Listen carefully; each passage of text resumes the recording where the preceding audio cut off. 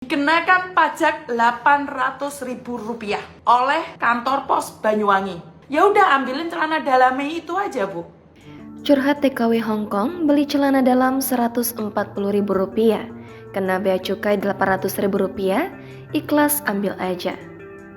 Viral di sosial media sebuah video yang memperlihatkan curhatan TKW Hongkong beli celana dalam Rp140.000 justru kena pajak bea cukai sebesar Rp800.000. Wanita bernama Yuni tersebut heran mengapa celana dalam yang dia beli justru terkena pajak yang begitu banyak. Kisah Yuni ini viral usai diunggah di akun TikTok @fitria_reklamtim. Dalam unggahannya, Yuni meluapkan kekesalannya mengenai celana dalamnya yang dikenakan bea masuk. Hal yang membuat Yuni ini kesal lantaran bea masuk tersebut lebih besar dibandingkan harga celana dalam yang dikirimnya ke Indonesia. Yuni menceritakan dirinya membeli celana dalam di Hong Kong seharga $70 Hong Kong atau setara Rp140.560.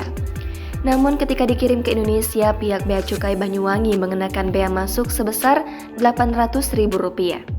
Dikenakan pajak Rp800.000 oleh kantor pos Banyuwangi. Saya kira itu adalah palsu atau oknum yang mengatasnamakan bea cukai.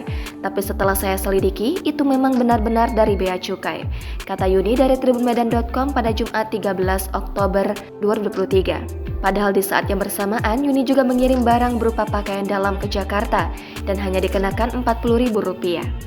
Ia pun mempertanyakan dari mana hitungan bea cukai Banyuwangi sehingga bisa ada angka Rp800.000.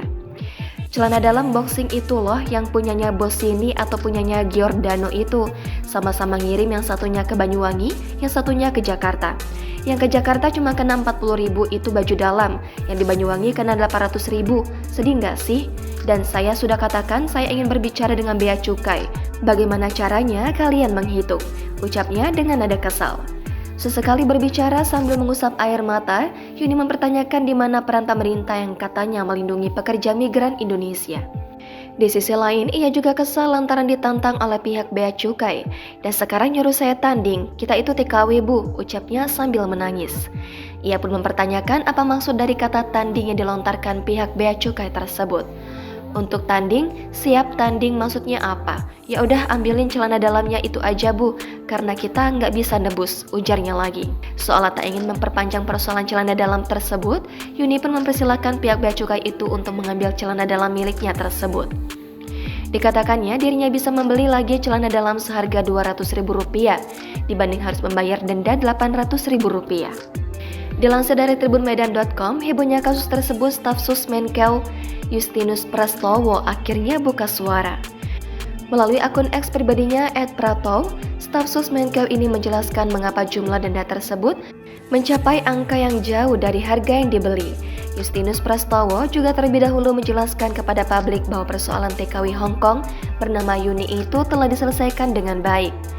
Bea Cukai Juanda dan pihak PT Pos Indonesia sudah berkomunikasi dengan Mbak Yuni dan penerima barang, tulisnya pada Jumat 13 Oktober. Ia juga mengatakan bahwa benar Yuni cukup rutin mengirimkan barang ke negara asalnya, Indonesia. Justinus juga menerangkan bahwa barang yang dikirimkan oleh Yuni masuk dalam jalur hijau, di mana artinya barang tersebut tidak melalui pemeriksaan bea cukai, melainkan petugas pos waktulah yang menetapkan nilai pabean dari barang yang dikirim tersebut. Dijelaskannya, ternyata petugas tersebut mengira bahwa dolar yang tercantum yakni US dollar. Padahal dolar yang dimaksud yakni dolar Hong Kong, sehingga menimbulkan salah paham antar keduanya.